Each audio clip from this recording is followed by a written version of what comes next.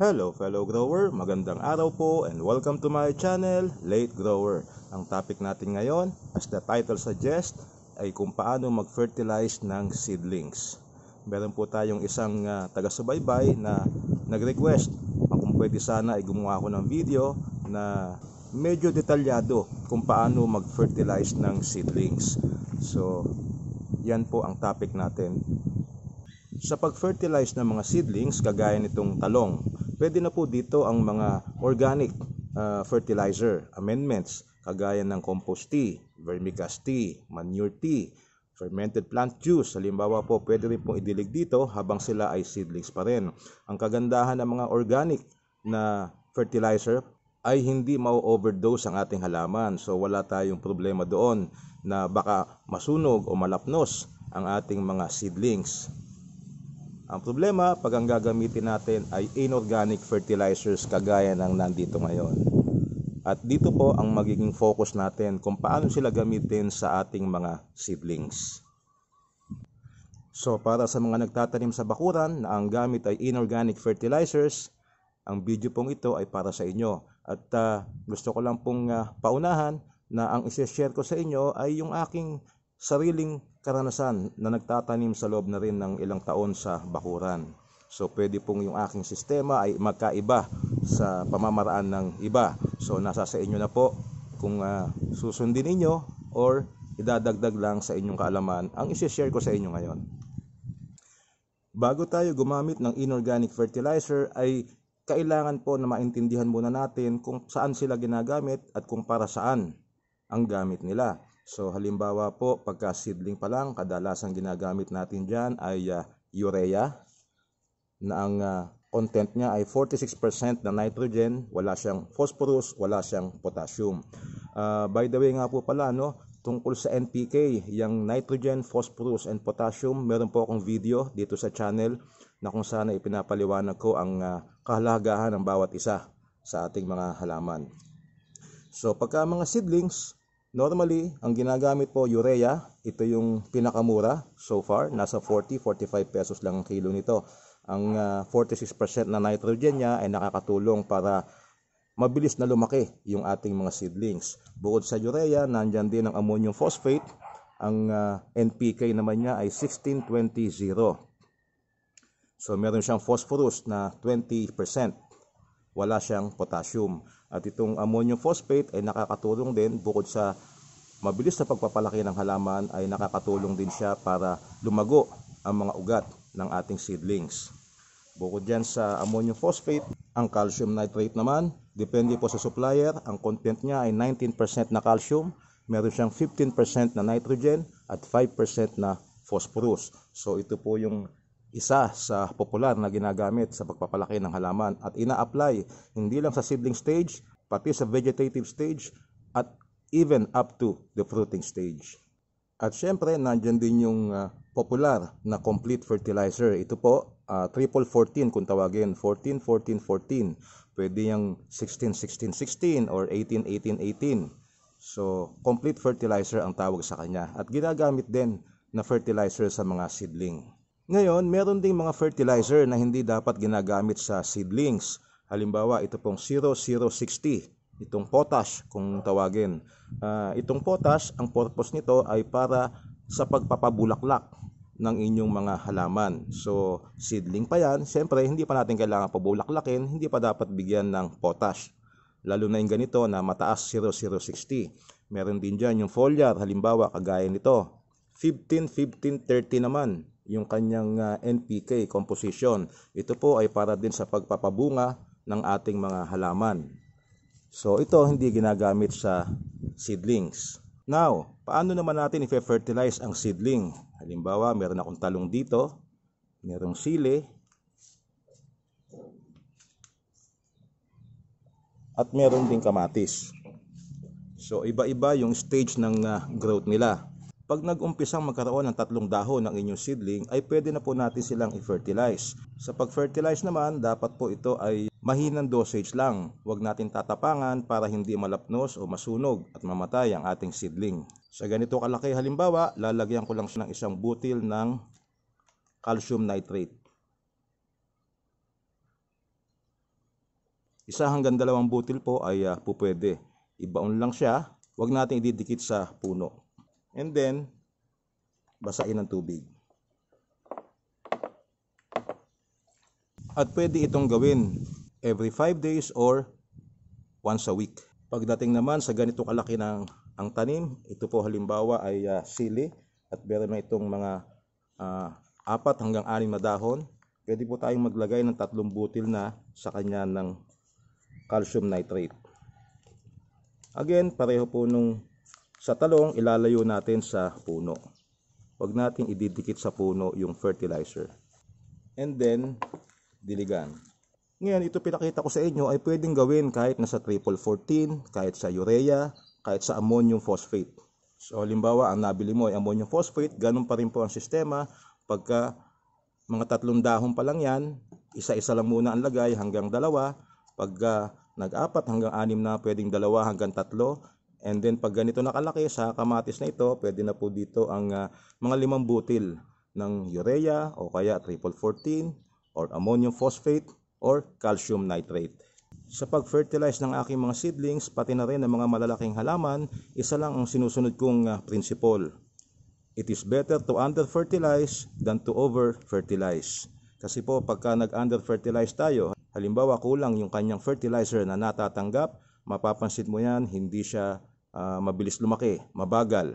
So, pwede natin dagdagan sa susunod na application. Ang problema kasi, pag nasobrahan ang pagbibigay natin ng fertilizer, ay baka bigla na lang siyang mamatay, biglang malanta at hindi na makarecover. So, ang prinsipyo lang po dyan, it is better to under-fertilize than to over-fertilize. And then later on, make the necessary adjustment. Kasi po, as you go along, matututunan mo na rin kung ano yung dapat na dami ng fertilizer na ibigay sa iyong mga tanim. So ito po ang isang paraan ng pag-fertilize sa ating mga seedlings na kung saan yung tuyo na granule ng fertilizer ay binabaon natin sa kanyang lupa at saka dinitiligan. Tanong, pwede bang i-fertilize yung seedling na 2 pa lang ang dahon? Well, sa akin po ay hinihintay ko muna magkaroon ng 3 hanggang 4 na dahon bago ko sila bigyan ng fertilizer. Tanong pa ulit, pwede bang paghalu-haluin yung mga fertilizer na yan at saka ibigay sa mga seedlings? Sa akin po, sa umpisa, habang seedlings pa sila ay isang klase lang muna ng fertilizer ang binibigay ko. Either yan po ay urea o kaya ammonium phosphate or calcium nitrate. Kung tatanungin ako, ano ba yung madalas kong gamitin? It's either calcium nitrate. Pag wala pong calcium nitrate ay ammonium phosphate pagka seedling pa lang. Pag nailipat na sila sa kanilang permanenteng taniman, at pumasok na sa tinatawag na vegetative stage, doon po pwede na tayong maghalo-halo ng mga fertilizer. Punta naman tayo sa pangalawang pamamaraan kung paano mag-fertilize ng seedling. At sa pangalawang paraan naman po, ang ginagawa ko ay tinutunaw sa tubig ang fertilizer. Gaano ba karami na fertilizer ang dapat tunawin sa tubig para ibigay sa ating mga seedlings? At yan po ang ating i-discuss. At dito ay papasok na yung sinasabi ko sa umpisa pa na dapat po ay kabisado natin yung klase ng fertilizer na ating gagamitin. Mainam na alam natin kung gaano karami ang dapat na ihalong fertilizer sa tubig. So halimbawa, bumili ka ng branded na fertilizer, normally po yan ay may nakalagay na kagad sa likod kung paano ang application niya, kung ilang araw bago mag-apply at kung gaano karami. Depende pa rin po sa mga klase ng halaman, iba-ibang klase ng tanim ay minsan nakakaiba din ang application. So tingnan lamang po sa likod ng pakete at sundin yung instruction. At then again, kahit na mayroong instruction doon, umpisahan nyo muna sa mas malabnaw na timpla. To illustrate, meron tayo ditong isang timbang tubig. Ito pong timbang ito, ang laman niya pagkapuno ay 16 liters of water. At ang practice sa industry, pagdating po sa field, ay isang latang sardinas sa isang timbang tubig na 16 liters capacity. So halimbawa po ito ay urea. Ang urea ay 46% nitrogen, walang phosphorus, walang potassium.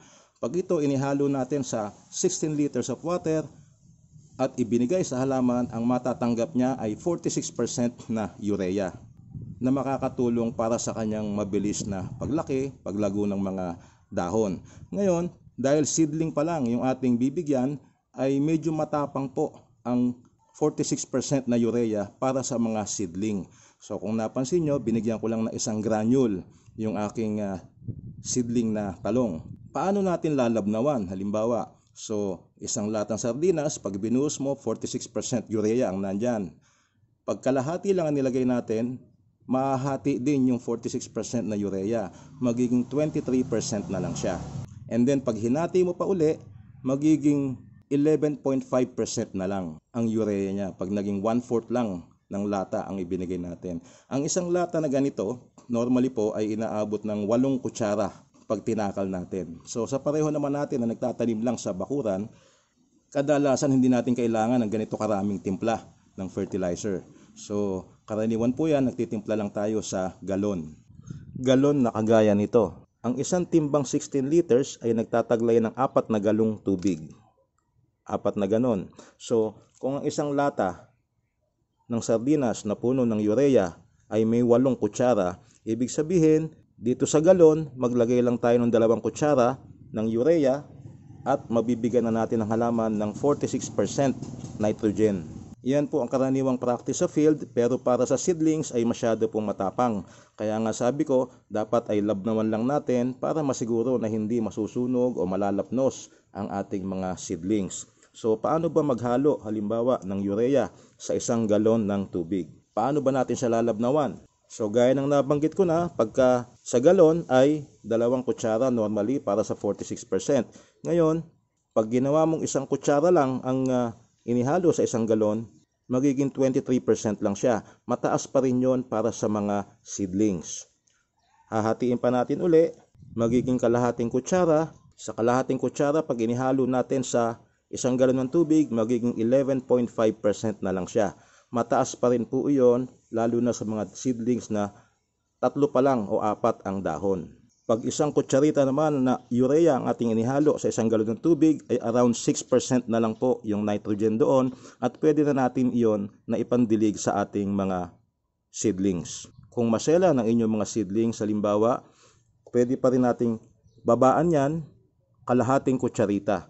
Kalahating kutsarita, around 3% nitrogen na lang ang makukuha niya. So parang napakalapit na po nito sa ibinibigay ng mga organic fertilizer na tinatawag. At makakaiwas ka na malapnos or masunog or mamatay ang iyong seedlings dahil masyado na siyang malabnaw, kaunti lang yung percentage ng nitrogen na pupunta sa kanya. At yung mga seedlings naman po natin, pagka maliliit pa yan, mahihina pa ang ugat niyan, mahina pa rin kumain yan. Para sa tao po yan, pagka maliliit pa, bata pa, baby pa, mahina pang kumain. Pero pag lumalaki na, dyan lumalakas kumain, kaya dadagdagan na po yan habang lumalaki.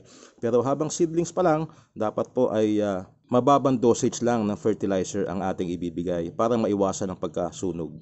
Pareho din po yan sa triple 14. Itong triple 14, pag 2 kutsara ang inilagay sa isang galon, mabibigyan natin ng halaman ng 14% nitrogen, 14% phosphorus, at 14% na potassium. Pag 1 kutsara lang ang nilagay natin, magiging triple 7 yan. Pag kalahating kutsara ang nilagay natin sa isang galon, magiging triple 3.5. So bagay na bagay po para sa ating mga seedlings, yung mga hindi pa natin na itatransplant sa kanilang permanent container. So pagka urea at ang ating i-fertilize ay mga seedling na ganito lang, ang ginagawa ko lang po ay kalahating kutsarita ng urea sa isang galon ng tubig at saka ko dinidilig ng konti lang dito sa kanyang lupa. Kung triple 14 naman ang meron ka, kalahating kutsara ng triple 14 sa isang galon ng tubig at magkakaroon ka na ng 3.5 by 3.5 by 3.5.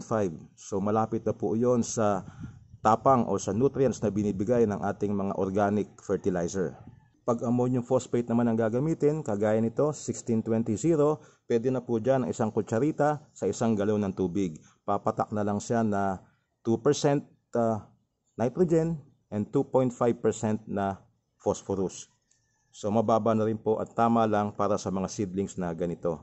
Ngayon, syempre habang lumalaki ang ating halaman, ay nadadagdagan yung ating ibinibigay sa kanya na fertilizer. Kung halimbawa sa ammonium phosphate, gaya na nabanggit ko, 1 kutsarita lang sa isang galon ng tubig. Pagka ganito po kalaki ang inyong bibigyan ng ammonium phosphate, halimbawa ay pwede na po dito ang kalahating kutsara na ammonium phosphate ihahalo sa 1 galon ng tubig. Pagdating naman sa calcium nitrate, pwede na po ang kalahating kutsara na ihalo, tunawin sa 1 galon ng tubig at idilig sa ganito kalaking mga seedlings. At habang lumalaki ang inyong halaman, ay magdadagdag ka na lang ng fertilizer base sa iyong observation. Sa ganitong paraan ay may iwasan ninyo na malapnos o masunog o ma-burn ang inyong halaman dahil sa overdose ng fertilizer. Gaya ng nasabi ko na at uulitin ko ulit, pag nag-uumpisa ka pa lang, bago pa lang nagtatanim, it is better to under-fertilize than to over-fertilize. Dahil pag na-under-fertilize, pwede nating habulin yan. Pwede nating dagdagan ng konti pa ang fertilizer. Later on, habang tumatagal, ay matututunan mo na kung ano ba yung sapat na timpla para sa iyong mga pananim. Muli, iyo po ay practice ko lang na natutunan ko sa ilang taon ng pagtatanim. Nung umpisa ay nasusunugan din po ako ng halaman, namamatay dahil sa overdose. At natutunan ko na dapat malabnaw lang muna sa umpisa ang pagbibigay ng fertilizer, lalong-lalo na sa ating mga seedlings. Tanong, ano ba ang senyales na kulang sa fertilizer yung ating seedlings? Well, unang-una po yan, mapapansin nyo ay medyo madilaw ang dahon at yun po ay senyales na kulang siya sa nitrogen. Habang seedlings pa kasi ang ating tanim ay kailangan niya ng nitrogen. So pag naninilaw ang dahon, medyo madilaw siya at mabagal lumaki, senyales na po yan na kulang tayo sa nitrogen at kailangan dagdagan. Ano naman ang senyales na na-overdose? Hindi naman nasunog ang ating halaman pero senyales na na-overdose na siya, nasosobrahan halimbawa sa fertilizer na ating binibigay.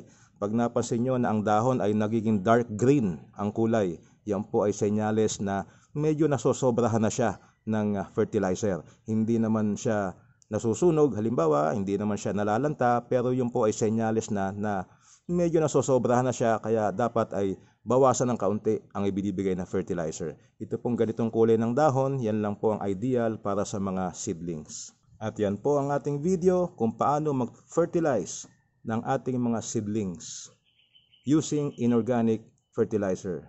Maraming salamat po sa panonood and hope to see you in my next videos. Bye-bye!